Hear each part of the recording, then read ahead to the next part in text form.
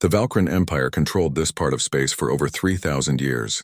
Their ships were beautiful and elegant, made from crystal-like materials that shined in the darkness. They fought wars with careful planning and precise energy weapons. Everything about them was refined and calculated. Commander Zeth stood on the bridge of his ship, the luminous dawn. His 4 eyes stared at the screens in front of him. Something big had just entered their space, but it moved in a strange way. Nothing he had ever seen moved like this before. "Sir, sensors show heavy metals," said his officer. The young Valkyran's voice shook slightly. "The ship is using chemical reactions for power, like burning fuel." Zeth's head crest dropped flat against his skull. That cannot be right. No one has used such old technology for thousands of years. Check the sensors again. But the readings were correct. On the main screen, the unknown vessel grew larger as it approached. It was massive, bigger than most ships Zeth had commanded. The design was rough and angular, with sharp edges and flat surfaces. Dark gray metal covered the hull, and Zeth could see marks and dents across the armor plating. Large tubes stuck out from different parts of the ship at odd angles. "They're trying to talk to us," the communications officer said. "Show me," Zeth ordered. The screen changed to show a creature Zeth had never encountered. It stood on 2 legs and had only 2 eyes. Its skin was a light pink color, and it wore a dark uniform with colored patches on the chest and shoulders. "This is Captain Henry Blake of the USS Valiant," the creature said. Its voice was deep and steady. "We come in peace. We want to talk with your government and make friends." Zeth studied the human carefully. The creature looked fragile compared to most species he knew, but something in its eyes suggested intelligence. "I am Commander Zeth of the Valkyran Empire. We have never seen your species before. What do you call yourselves?" "We are humans from planet Earth. We just learned how to travel faster than light. Now we are exploring this area of space to meet new people. A new spacefaring species. That explained why their ship looked so primitive." Zeth felt himself relax. These humans were just beginners, stumbling into space with their crude technology. "Welcome to Valkyran space, Captain Blake. But you have entered a military area. I must take you to our diplomatic station. Follow my ship." "We understand, Commander. We will follow you," Blake said. As the luminous dawn changed course, Zeth looked more closely at the human ship through his sensors. The vessel was nearly twice the size of his cruiser. That seemed wasteful. The humans probably did not know how to make their system smaller yet. They were new to all of this. Zeth had no idea how wrong his assumptions were. He had no idea what that ship could really do. The journey to the diplomatic station would take 3 days.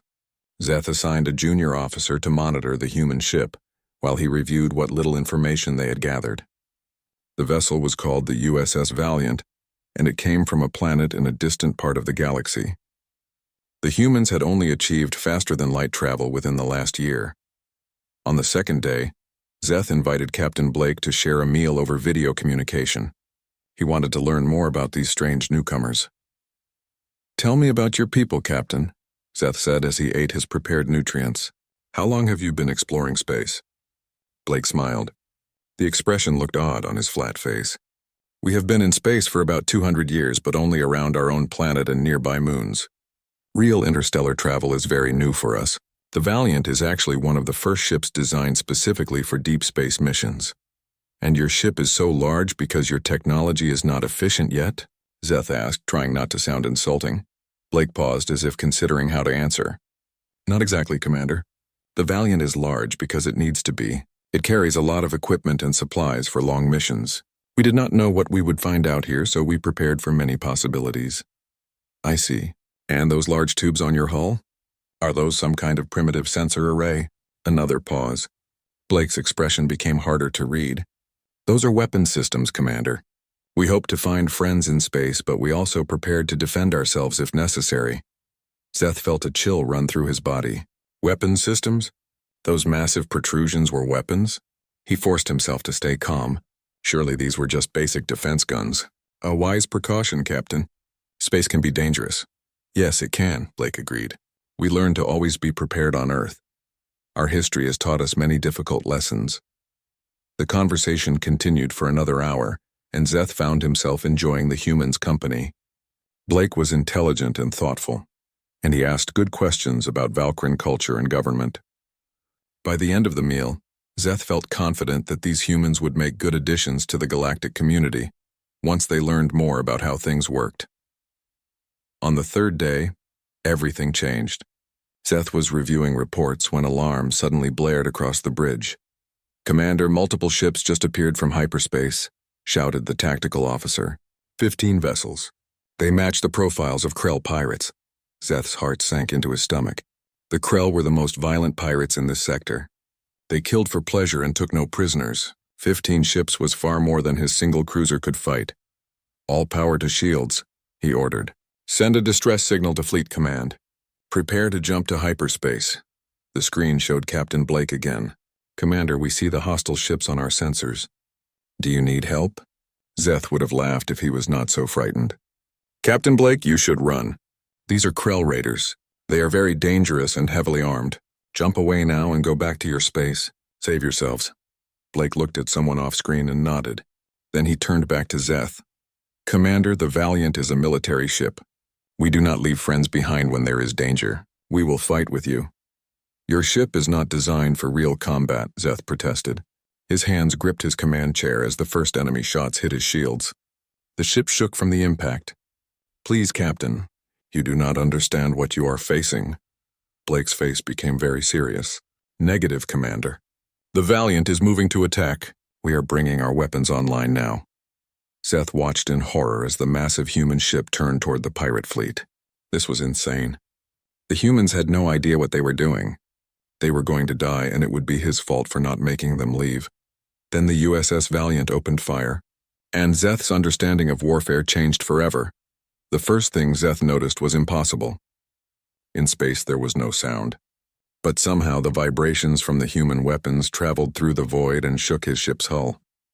He felt it in his bones. Massive projectiles, glowing white with heat, flew from those large tubes he had thought were sensors. Each projectile was the size of a small shuttlecraft, and they moved incredibly fast. The lead pirate ship exploded. Not damaged, not disabled. It simply exploded into a cloud of gas and metal debris. One moment it existed, the next moment it was gone. Zeth could not speak. He could not move. He could only stare as the human ship continued firing. More projectiles launched, and each one found its target. A second pirate vessel tried to dodge, its shields flaring bright blue as it tried to absorb the impact. The projectile punched straight through the shield like it was not even there. It went through the hull and came out the other side. The ship broke into 2 pieces, and its reactor exploded seconds later. "Commander," his tactical officer said, his voice shaking, "those weapons are just solid metal. No energy weapons at all. They are just throwing chunks of metal at very high speed." "How is that possible?" Zeth whispered. "The power needed to do that would be enormous." The Valiant fired again. 3 more pirates died in bright explosions. The remaining ships tried to scatter and run away, but the human ship was faster than it looked. Smaller weapons opened up along its hull, firing thousands of smaller projectiles in glowing streams. The tracers looked like rivers of fire in the darkness. One pirate managed to shoot back. Its energy beam hit the Valiant directly in the center of the hull. Zeth held his breath, waiting for the explosion that would kill the brave humans who had tried to help him. Instead, the beam just scattered across the dark gray armor. It left a small black mark but did nothing else. "Their armor absorbs energy weapons," the tactical officer said in disbelief. "They are not using shields at all. Just thick metal plates designed to spread out the heat." The battle lasted less than 4 minutes. When it ended, 15 pirate ships had been destroyed. The USS Valiant had not been seriously damaged at all. It just floated there in space, its hull slightly scorched but otherwise perfect. Captain Blake appeared on the screen again. His face was calm, as if nothing unusual had happened. "Commander Zeth, all enemy ships have been eliminated. Do you need any help with repairs to your vessel?" Zeth stared at the human. His mind was trying to process what he had just seen. "Captain Blake," he said slowly, "what exactly is your ship designed to do?" Blake looked confused by the question. "She is a heavy cruiser, Commander. Standard Earth military vessel." "Why do you ask?" "Standard. This monster was a standard military ship. Not special, not experimental. Just standard." Zeth forced himself to breathe normally. "No reason, Captain. Thank you for saving us. I think we should go to the diplomatic station as fast as..." The Grand Chamber of the Valkyran High Council was enormous. The ceiling seemed to reach up to touch the stars themselves. Today, representatives from 12 different species filled the chamber. They had all come to meet the humans from Earth. Captain Henry Blake stood in the center of the room. On his left was Lieutenant Commander Patricia Hayes, his second-in-command. On his right was Lieutenant Paul Griffin, the chief engineer. The three humans looked calm, even though they were surrounded by some of the most powerful beings in this part of space. High Counselor Thren sat at the front of the chamber. Her scales shimmered in the filtered light as she spoke. Captain Blake, your actions against the Krell pirates have been noticed by everyone. However, your weapons technology has also caused great concern among the council members. We have never seen anything like it. Blake nodded respectfully. I understand your concern, Counselor. We are happy to explain what our ships can do and what we plan to do in your space. A Zorthan delegate spoke up. His body was made of a gel-like substance that quivered when he was upset. Your ship destroyed 15 vessels in just minutes. Those same pirates have been attacking ships in this sector for many cycles. How can a species that just learned to travel in space do this? Patricia Hayes stepped forward. Counselor, may I speak? Humans have been fighting wars for our entire history. We are new to space travel, but we have had thousands of years to learn how to fight. An uncomfortable silence filled the chamber. Many of the aliens shifted in their seats. Paul Griffin added, Our weapons are based on simple principles we have used for centuries. We fire solid projectiles at very high speed. We also have explosive warheads and thick armor. We just made everything bigger for space combat. Thren repeated his words slowly. You throw metal at your enemies. That is your weapon? Yes, Counselor, Griffin confirmed. Each shell from our main guns travels at about 12% of light speed. They carry enough energy to destroy a small moon. We also have nuclear warheads for hard targets, missiles for long range, and smaller railguns for close defense. The chamber erupted in shocked voices. Nuclear weapons were considered barbaric by most species. They had stopped using them thousands of years ago in favor of cleaner energy weapons, and the humans used antimatter as a weapon, not just for power generation. Blake raised his hand for silence. I know this is alarming, but please remember we come in peace. The Valiant is a military ship, yes, but Earth also has many ships for exploration, trade, and science. We are not looking for fights, Zeth stood up. He had been invited to attend because he witnessed the battle. May I address the council? I spent 3 days with Captain Blake and his crew. They acted with honor the entire time. When they could have left us to die, they chose to fight beside us. That shows their character no matter what their weapons can do. Thren nodded slowly. Commander Zeth makes a good point. Captain Blake, what does Earth want in this region of space? We want to establish trade relationships and learn about your cultures, Blake explained. We know we are new to a very old galactic community. We have much to learn from all of you. A Pelian merchant representative asked, And what does Earth offer in return? Blake smiled. We have resources. Earth is rich in metals and rare elements. But more than that, we have a unique way of thinking. We spent our entire history competing and surviving on a planet that constantly tried to kill us. That made us creative and tough. We solve problems differently than species who evolved in easier environments. And your military technology? Thren asked directly. Is for defense, Blake assured her. We built ships like the Valiant because we did not know what we would find in space.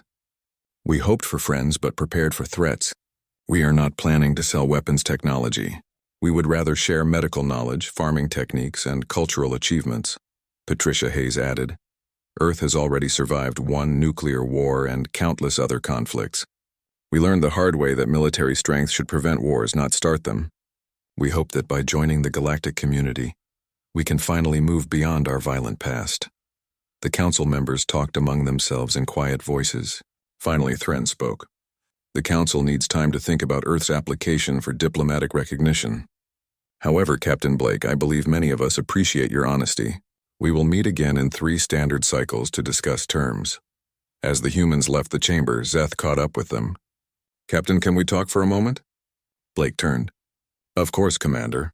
I wanted to thank you again for saving my ship and crew, but I also wanted to ask something. How many ships like the Valiant does Earth have? Blake thought carefully about the question.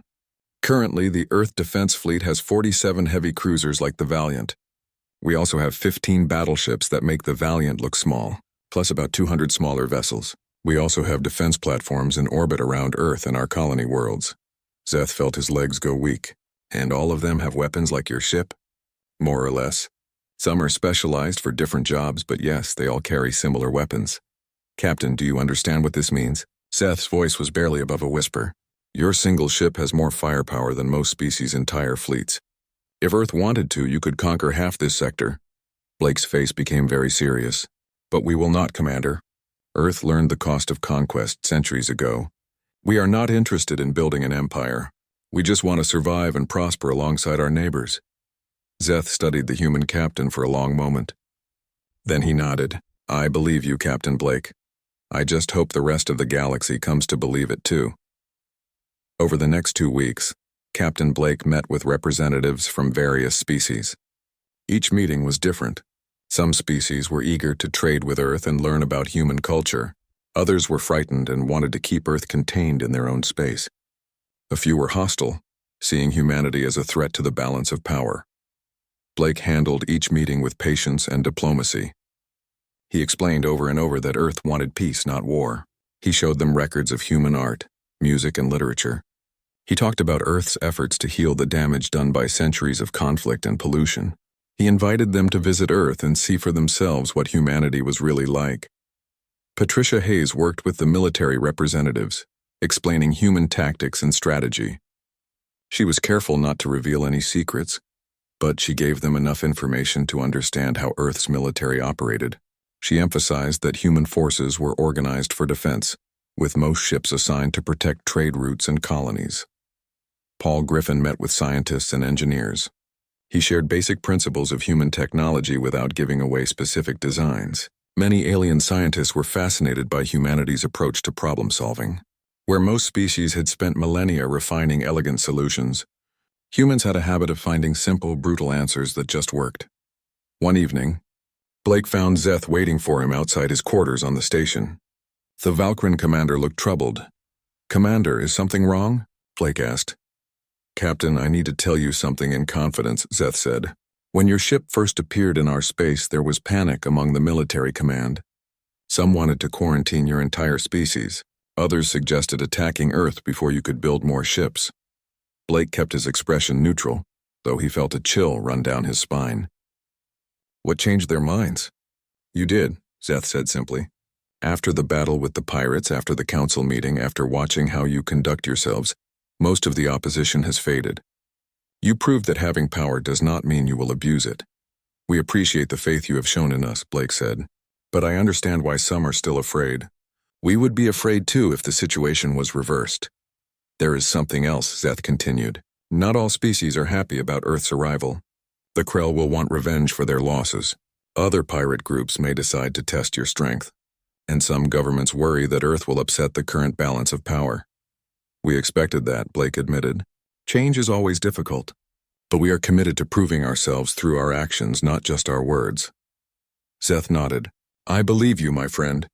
And I will do everything I can to support Earth's membership in the galactic community. 3 days later, the council reconvened. The chamber was even more crowded this time, with additional observers from species who had not attended the first meeting. Blake noticed that security had been increased, with armed guards stationed at every entrance. Thren called the meeting to order. The council has reviewed all available information about Earth and its people. We have listened to arguments both for and against granting diplomatic recognition. The vote was close, but we have reached a decision. The chamber fell silent. Blake could feel the tension in the air. Earth is hereby granted provisional diplomatic recognition for a period of 1 standard year. During this time, Earth may establish trade relationships and cultural exchanges with any willing species. However, Earth's military vessels must coordinate their movements with Council security forces. At the end of 1 year, the Council will vote on whether to grant full permanent membership. 2 weeks after the Council meeting, the USS Valiant was conducting routine patrols near the edge of Valkyrian space. The crew had settled into a comfortable rhythm, getting used to their new role as protectors of the trade routes. Lieutenant Sarah Mitchell sat at the communication station, monitoring the various channels. Most of the chatter was routine. Cargo ships reporting their positions, mining stations requesting supplies. Nothing unusual. Then the distress signal came through. Captain, we have an emergency transmission, Mitchell called out. A colony transport is under attack. They report 3 Krell battlecruisers and multiple support vessels. Blake was on his feet instantly. Where? 30 light minutes from our position. The ship is called Gentle Journey, registered to the Pelion Confederation. They say they have 15,000 civilians on board. Blake turned to his tactical officer, Commander Jack Warren. How long until the nearest Valkyrin response fleet can reach them? Warren checked his displays. 2 hours at best speed, sir. The transport will not last 20 minutes against 3 battlecruisers. Blake did not hesitate. All hands to battle stations. Helm. Set course for the transport's position, maximum speed. Communications. Tell Valkyrin Command we are responding to the emergency. The Valiant surged forward. The crew moved quickly through the ship, checking weapons and preparing for combat. Everyone knew what was at stake. 15,000 innocent people would die if they did not arrive in time. Patricia Hayes came to stand beside Blake. Sir, if our intelligence is right, 3 Krell battlecruisers will be much bigger than us. We will be outnumbered and outgunned. Noted, Commander, Blake said. But we are not going to let 15,000 civilians die while we wait for backup. What is our weapons status? All systems ready, sir. Main guns loaded. Missile tubes 1 through 20 loaded with nuclear warheads. Point defense systems online. We are ready. The Valiant dropped out of faster-than-light travel at the edge of the battle. The scene was chaos. The Gentle Journey was a massive vessel designed for comfortable travel, not combat. Its engines were damaged and its shields were failing. The 3 Krell battlecruisers circled around it like predators, their weapons tearing into the helpless transport. This is Captain Blake of the USS Valiant to Krell vessels. Stop firing immediately and leave, or we will attack you. The Krell answer came in the form of a particle beam that hit the Valiant's bow armor. The ship shook but held steady. I will take that as a no, Blake said calmly. Mr. Warren, you may fire when ready. The Valiant's main guns fired first. 8 massive shells crossed the distance in seconds. 4 targeted each of the nearest battle cruisers. The Krell ship's shields flared bright as they absorbed the impacts. The shields held, but barely. Both vessels were pushed backward by the force. Sir, their shields are holding, Warren reported, but they are at 60% capacity. Another shot should break through, do it, and launch missiles full spread. Target their engines and weapons. The Valiant's missile tubes opened. 20 nuclear-tipped warheads streaked toward the Krell formation. The pirates' defense systems opened fire, destroying several missiles. But the rest got through. Nuclear explosions bloomed in the darkness as the warheads hit shields and armor. The first Krell battlecruiser's shields failed completely. The next salvo from the Valiant's main guns tore through its hull. The ship broke apart, its reactor exploding in a brilliant flash. But the other 2 battlecruisers had organized their response. Energy beams and plasma torpedoes came at the Valiant from multiple angles. The human ship's armor absorbed most of the damage, but Blake could feel the impacts through the deck plating. Damage report, he ordered. Sections 12 through 15 have minor damage. Armor holding. No breaches, reported the damage control officer. They are trying to flank us, sir, Warren announced. Classic pincer movement. Blake smiled grimly. Then let us show them why that is a mistake. Helm, bring us about. All power to forward weapons. We are going straight through their formation. The Valiant charged forward, heading directly at the 2 remaining battlecruisers.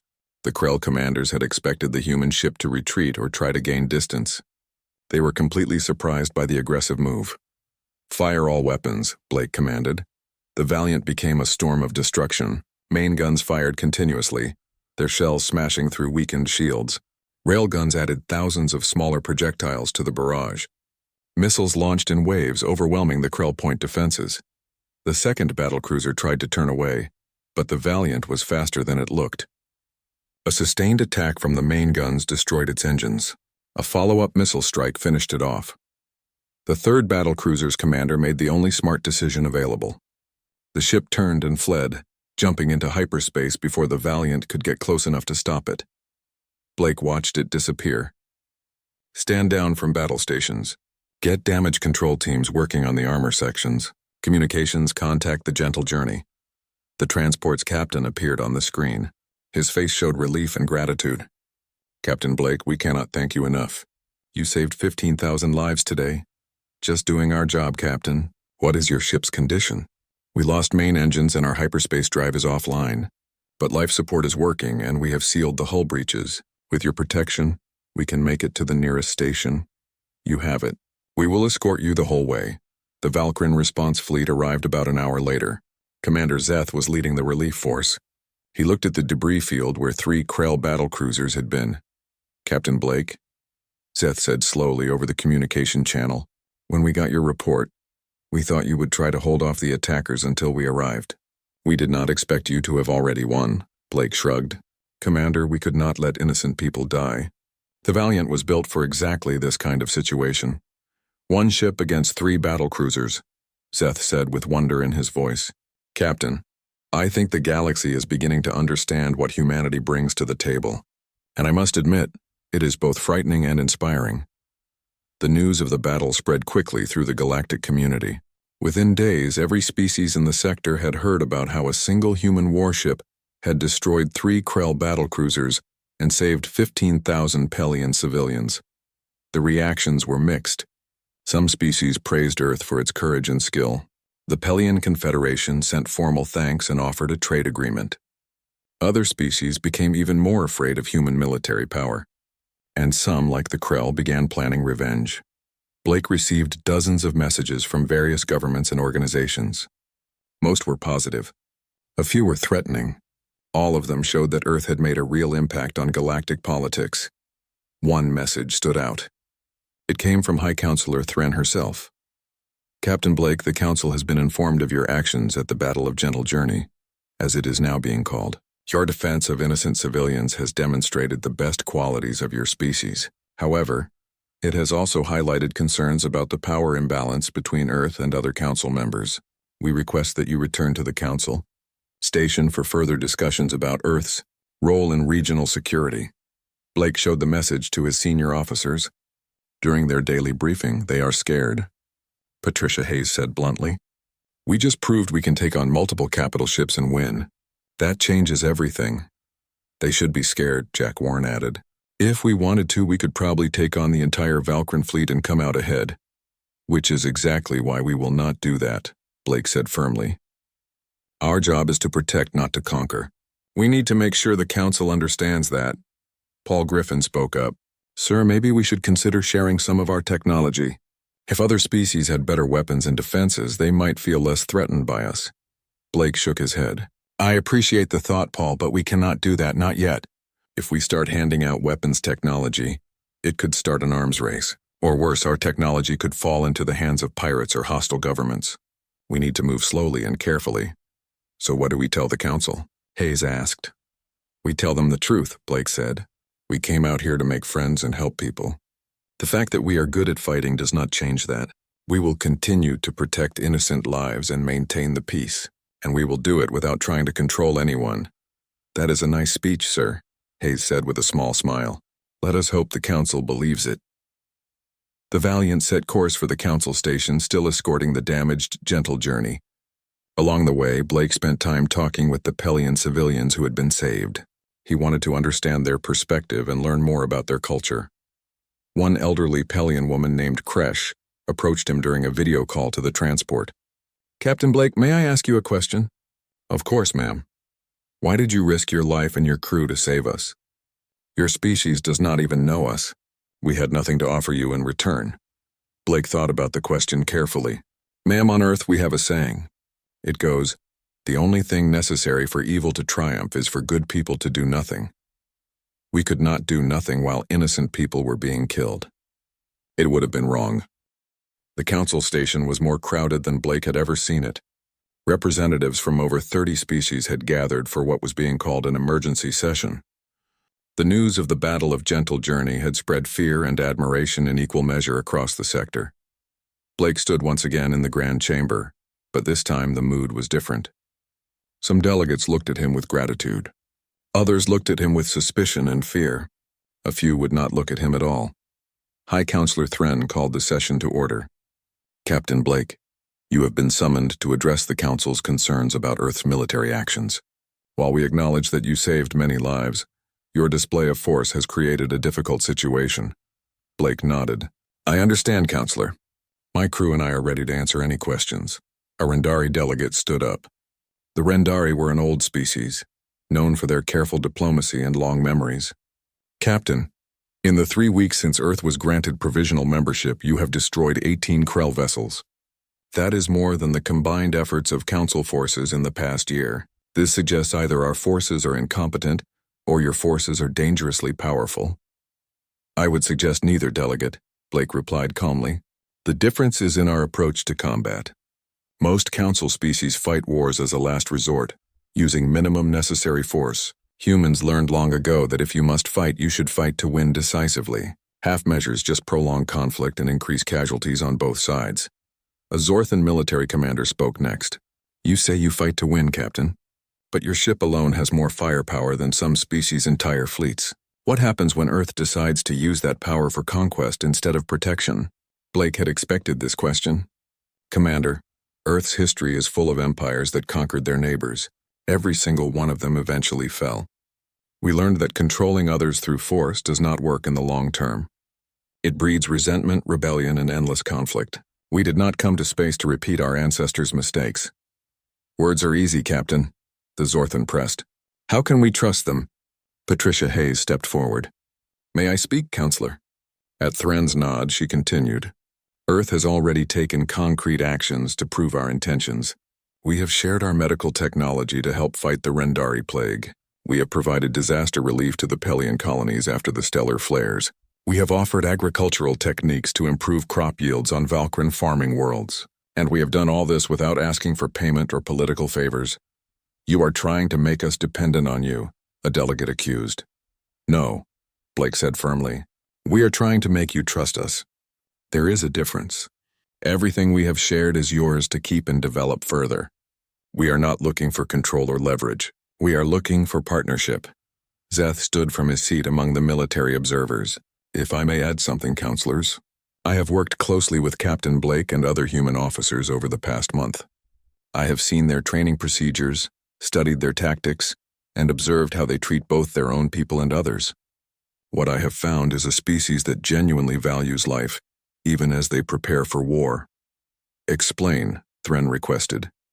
Human military doctrine emphasizes protecting civilians above all else, Zeth said. Every engagement is planned to minimize collateral damage. Every weapon system has multiple safety protocols. Their rules of engagement are actually more restrictive than ours in many ways. Yes, they hit harder than we do. But they also show more restraint about when to strike. A Pelian delegate stood.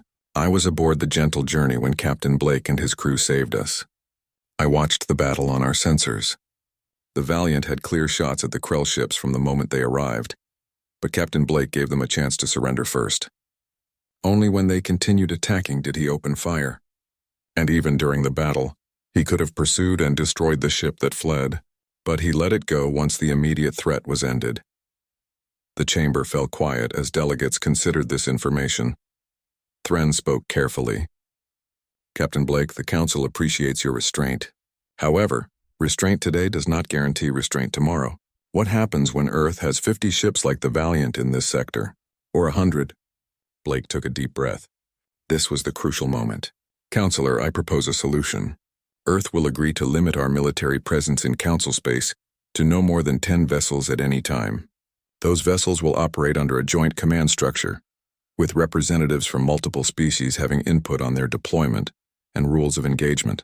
We will also agree to regular inspections of our ships and bases by Council observers. Surprised murmurs filled the chamber. You would give up operational control of your own ships? A delegate asked in disbelief. Not give up, Blake clarified. Share.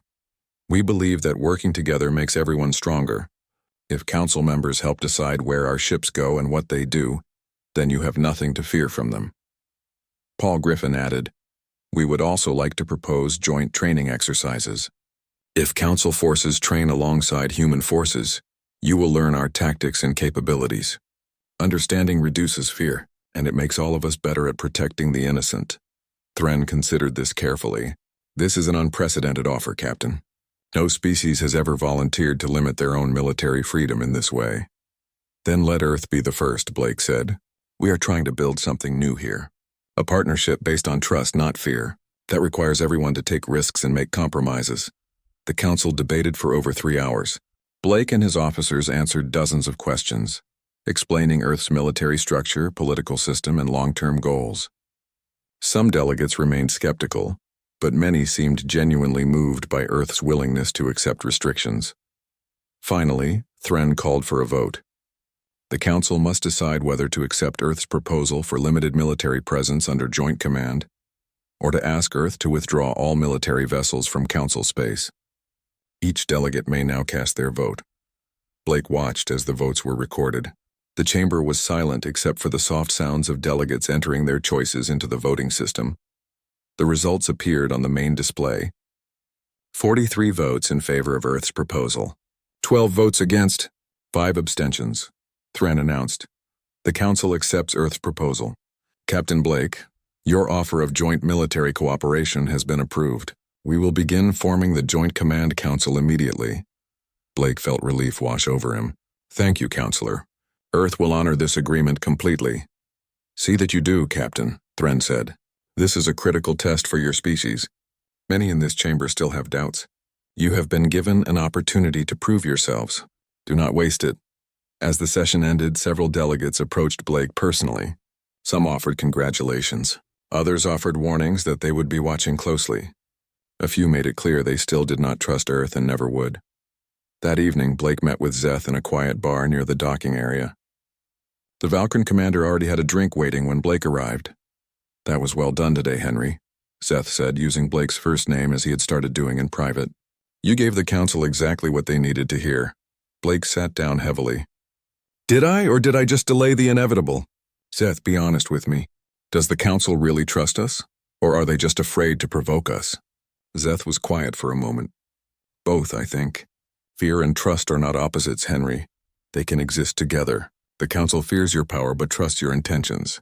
That is actually a good combination for now. For now, Blake repeated. What about later? What happens when another crisis comes and we have to fight again? Every time we win, the fear grows. Then perhaps you should not always win, Szeth suggested. Blake looked at him sharply. You want us to lose on purpose? No, Szeth said quickly. I mean, perhaps you should let others win alongside you. Share the glory. Make it clear that Earth succeeds because of its allies, not in spite of them.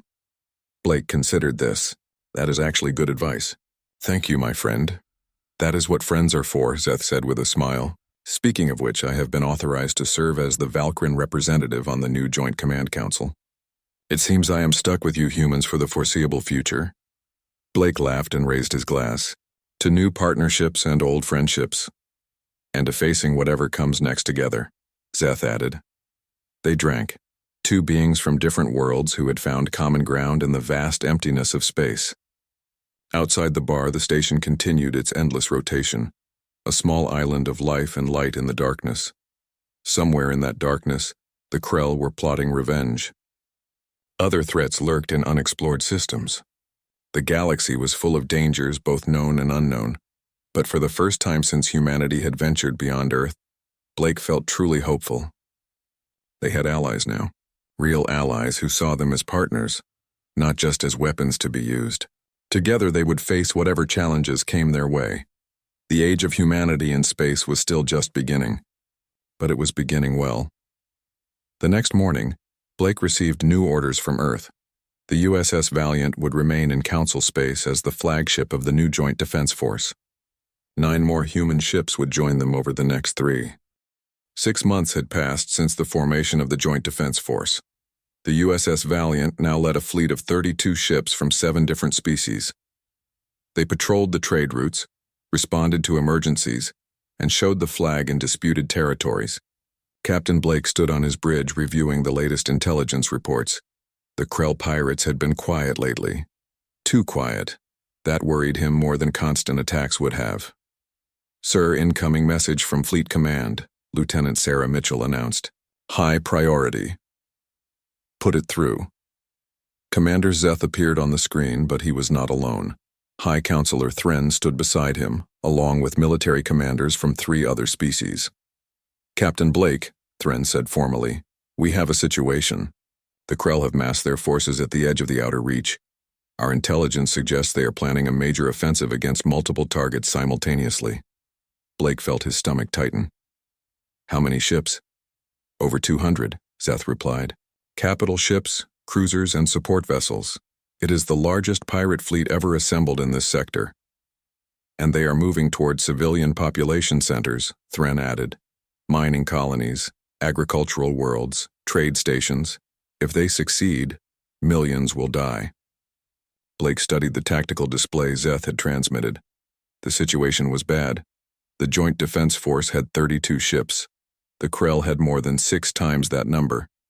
Even with superior human weapons, those odds were brutal. "What are your orders, Counselor?" Blake asked. "That is why we are calling you, Captain.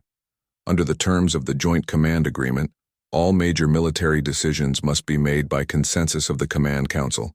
We are asking for your tactical assessment." Blake took a moment to think. "With respect, Counselor, if we meet them head-on with our current forces, we will lose. The Krell may be pirates, but they have numbers on their side. We need to change the equation." "How?"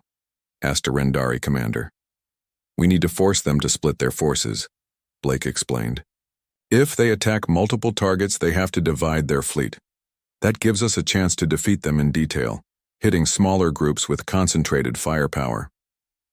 But that means abandoning some targets to protect others," Thren said. "How do we choose who lives and who dies?" "We do not abandon anyone," Blake said firmly. "We use our speed advantage. Human ships are faster than Krell vessels. We hit their forward elements hard and fast, then jump to the next target before their main force can respond. We keep them off balance, responding to us instead of executing their plan." Patricia Hayes pulled up a simulation on her screen. "If we coordinate our jumps precisely, we could engage 3 or 4 separate Krell groups in the span of an hour. They would not know where we would hit next." Zeth studied the plan. "It is risky. If our timing is off, we could be caught between multiple enemy forces." "All options are risky," Blake said, "but this one gives us the best chance of protecting the most people." The Command Council debated for 30 minutes. Each species had concerns and suggestions. The Pelians worried about fuel supplies for so many rapid jumps. The Rendari wanted assurances that their colony worlds would not be left undefended. The Valkyrin proposed modifications to the attack patterns. Blake listened to all of them, incorporating good ideas and explaining why others would not work. This was joint command in action. Messy, complicated, but ultimately more thorough than any single commander could be. Finally, Thren spoke. "Captain Blake, the Council agrees with your basic strategy. You will coordinate the defense. All ships in the joint force will follow your tactical commands. May the ancestors guide you." The channel closed. Blake turned to his crew. "You heard the Counselor. We have work to do. Ops, start calculating jump coordinates for all target zones. Tactical, prepare firing solutions for maximum effect on arrival. Communications, send the battle plan to all ships in the fleet. We jump in 4 hours." The bridge became a hive of activity. Officers shouted coordinates, checked weapon systems, and coordinated with other ships. Blake felt the familiar pre-battle tension building in his chest, but he pushed it aside. His crew needed him calm and focused. Patricia Hayes approached him quietly. "Sir, even with the plan, we are going to take casualties. Some of our ships might not make it back." "I know," Blake said softly. "But if we do nothing, millions die. At least this way we have a chance. Just wanted to make sure you were ready for that." "I am never ready for that, Commander, but I will do what needs to be done. That is the job." 4 hours later, the Joint Defense Force gathered at the designated coordinates. 32 ships from 7 species, united by common purpose.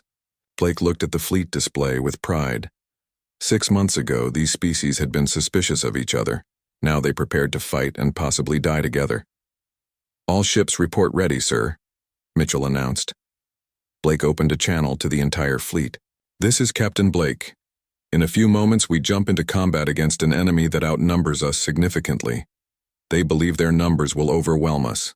They believe we will run or surrender. They are wrong.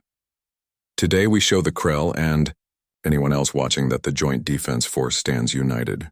We protect the innocent. We fight for those who cannot fight for themselves. And we do not back down from bullies. All ships, jump on my mark. 3, 2, 1, mark." The fleet vanished in flashes of distorted space. reappearing seconds later at the first target zone. A Krell force of 30 ships was bombarding a mining colony. They barely had time to react before the joint force opened fire. The Valiant's main gun spoke first, as always. 8 shells crossed the void and obliterated 2 Krell cruisers. Other human ships added their fire, while Valkyrin and Pelion vessels used their energy weapons to disable shields and targeting systems. The Krell tried to form a defensive formation, but it was too late. The joint force hit them like a hammer, overwhelming their defenses through concentrated firepower and superior coordination. In less than 10 minutes, 23 Krell ships were destroyed or disabled. The remaining 7 fled. "Jump to next coordinates," Blake ordered. "Do not give them time to warn the others." The fleet jumped again, appearing at a trade station under attack. This time, the Krell had 40 ships, but the joint force used the same tactics. Hit hard, hit fast, and jump away before the enemy could bring their numbers to bear. After the third engagement, the Krell commanders realized what was happening. They began pulling their forces back, trying to consolidate into larger groups that could withstand the attacks. But that meant abandoning their offensive, which was exactly what Blake wanted. "They are breaking off," Seth reported from his command ship. "Multiple Krell groups are retreating toward the outer reach. Do we pursue?" asked a Pelion captain. Blake considered it. The fleet was tired, ammunition was running low, and they had already accomplished their primary objective. But letting the Krell escape meant they could regroup and attack again later. "We pursue," Blake decided. "But carefully. I want scouts ahead to make sure we are not jumping into a trap. All ships, maintain formation and stay alert." The joint force followed the retreating Krell fleet toward the outer reach. It was dangerous territory, poorly mapped and full of asteroid fields and spatial anomalies. Perfect ambush country, the scouts reported back. The Krell were gathering at a staging area near a large asteroid cluster. Over 100 ships, all the survivors from their offensive, were forming a defensive position. "They are trying to lure us in," Patricia Hayes observed. "Those asteroids will make maneuvering difficult and give them cover." "Then we will not go in," Blake said. "We will bring them out. Tactical, prepare missile barrage. All ships with long-range weapons ready to fire on my command." The joint force stopped at the edge of the asteroid field and unleashed every missile they had. Hundreds of warheads streaked into the cluster, their nuclear and conventional explosives turning the rocks into deadly shrapnel. The Krell ships, packed together for defense, found themselves under bombardment from all sides. Some Krell captains panicked and tried to flee, breaking formation and exposing themselves to follow-up attacks. Others tried to charge out of the asteroids to engage the joint force directly, but they were met with concentrated fire from ships that had time to target and aim. The Battle of Outer Reach, as it would be called, lasted 3 hours.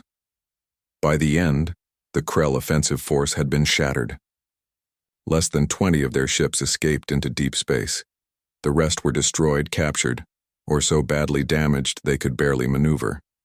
The Joint Defense Force had paid a price. 2 Valkyrin cruisers were destroyed.